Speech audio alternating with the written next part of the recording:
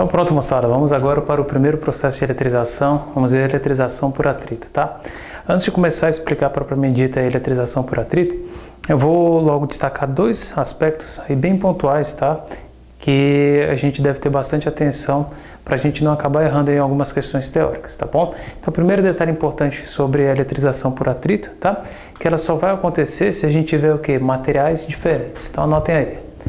Os materiais, tá? Materiais, eles devem ser o quê? Diferentes, tá bom? Materiais diferentes. Significa dizer o quê, pessoal? Se você atritar, né?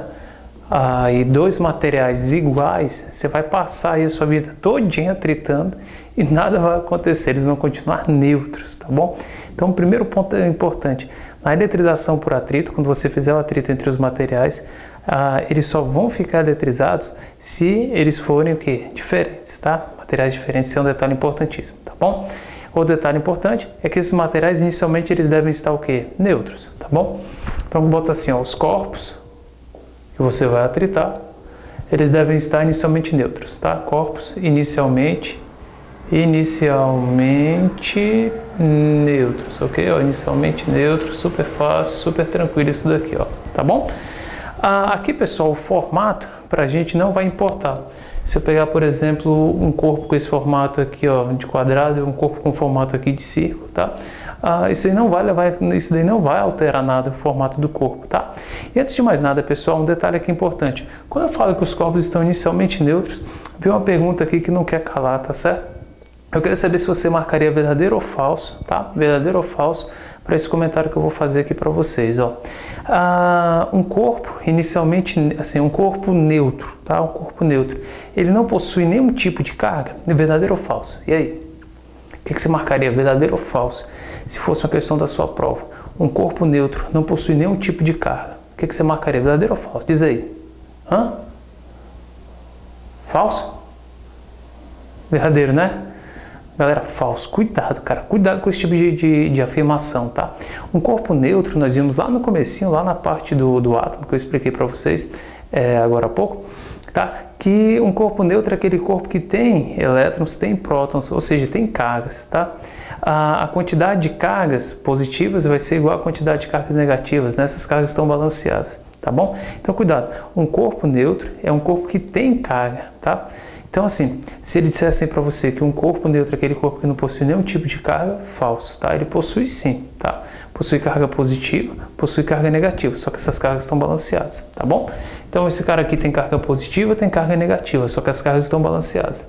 Esse cara tem carga positiva, tem carga negativa, só que estão balanceadas. Quando você fizer o atrito, aí entre eles, a gente vai ter uma transferência de elétrons. Alguns elétrons vão sair de um corpo e vão para o outro, tá? Então a gente vai ter um corpo que vai perder, que vai doar elétrons, e a gente vai ter um corpo que vai receber, né? Que vai ganhar esses elétrons, tá bom? Digamos aqui que o quadradinho ele joga aqui para o círculo os elétrons, tá?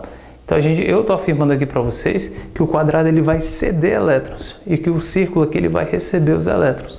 Então, se a quantidade de cargas positivas, os prótons, né, era igual à quantidade de cargas negativas, os elétrons, se ele está jogando elétrons, ele vai ficar com mais cargas positivas no final.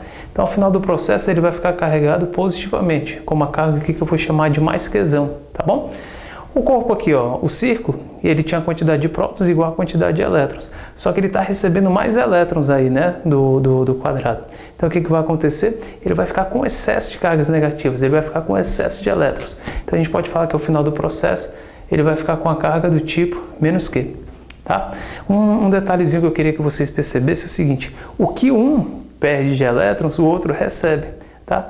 Então, um vai ficar com excesso de cargas positivas, o outro vai ficar com excesso de cargas negativas. Só que esse excesso vai ser o quê? Vai ser o mesmo valor em módulo.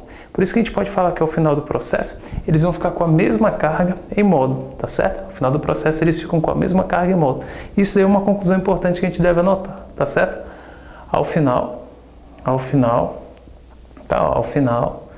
da eletrização por atrito, da eletrização por atrito. Ó, super fácil, né, pessoal? A eletrização por atrito, aí você coloca assim, ó, os corpos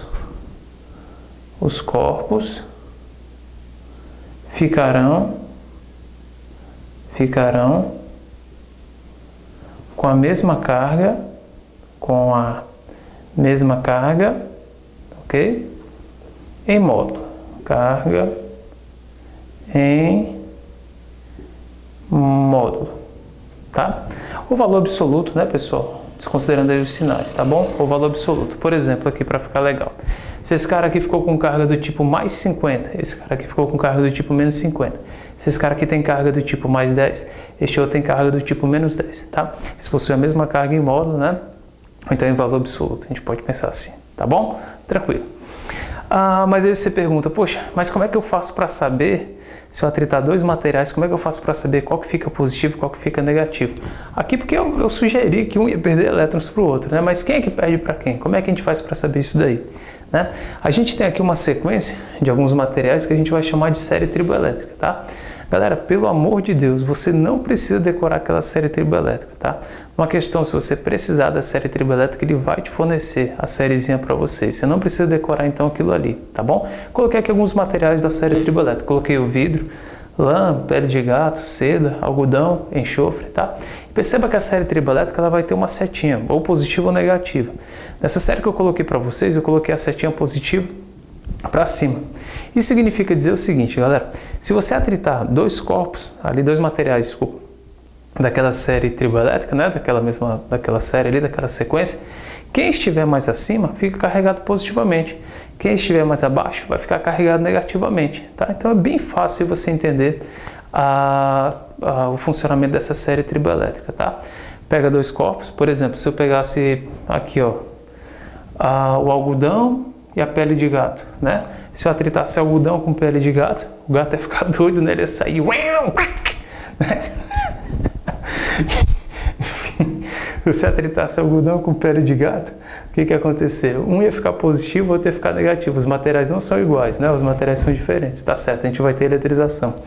Aí quem está mais acima? Quem estiver mais acima vai ficar carregado positivamente. Então a pele do gato vai ficar carregada positivamente, o algodão vai ficar carregado negativamente, porque o algodão ele está mais abaixo, tá bom? Comédia, né? O gatinho, imagina o gatinho saindo todo positivo, carregado positivamente. Enfim, deixa pra viagem, né? Tá aqui, ó. Coloquei um exemplo aqui para vocês poderem entender isso aí de maneira bem legal. Coloquei uma barrinha de vidro e um pedacinho de seda, tá? A gente vai fazer o atrito entre o vidro e a seda. Quando você fizer esse atrito entre o vidro e a seda, a gente viu que a gente vai ter uma transferência de elétrons, né, de um material para o outro. Aquele que recebe os elétrons fica carregado como? Negativamente. Aquele que está doando os elétrons fica carregado positivamente.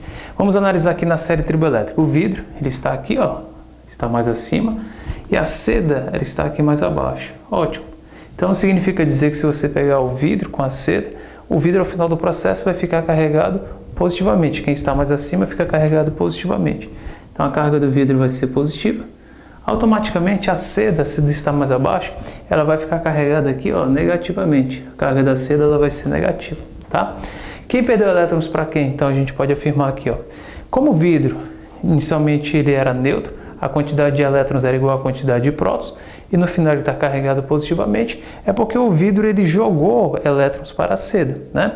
Se ele joga elétrons para a seda, ele vai acabar com esse balanceamento, né? Essa igualdade. Ele vai passar a ter mais cargas positivas, mais prótons do que elétrons, tá? Automaticamente a seda, ela vai receber aqueles elétrons que vão vir ali do vidro, a seda vai ficar com um excesso de cargas negativas. Então, a gente vai ficar aqui, ó, com um pouquinho de carga positiva, tá? Para o vidro, e algumas carguinhas negativas aqui, ó, para a seda, tá bom? Algumas cargas negativas aqui para a seda.